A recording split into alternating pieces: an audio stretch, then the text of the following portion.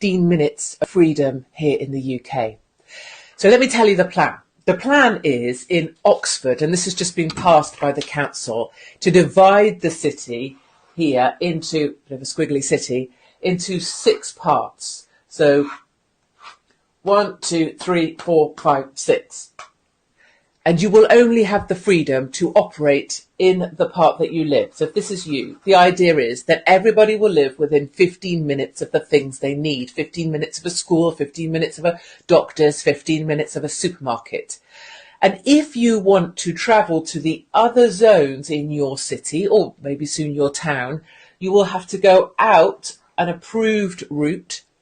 You will have to journey around the outside of the city in order to re-enter another section of the city. This plan is supposed to be saving the planet.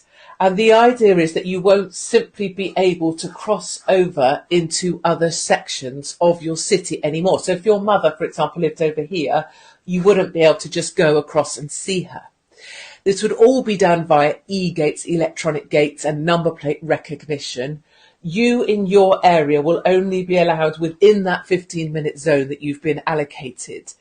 The number plate recognition will know if you leave your zone. And you can apply for permission, a permit, to leave your zone and travel to another zone.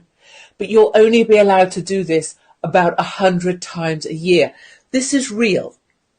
I just have to stop and say that. This has actually been passed by Oxford Council. This is happening in the next 2 years, 2024 it begins. And if you use up all your 100 passes that someone designates whether you're allowed to have to go into the different zones, you'll be fined. Your number plate will be recognised. It will observe that you've gone somewhere you're not allowed in your own city, and it will fine you £100 or £80 or whatever the fine number is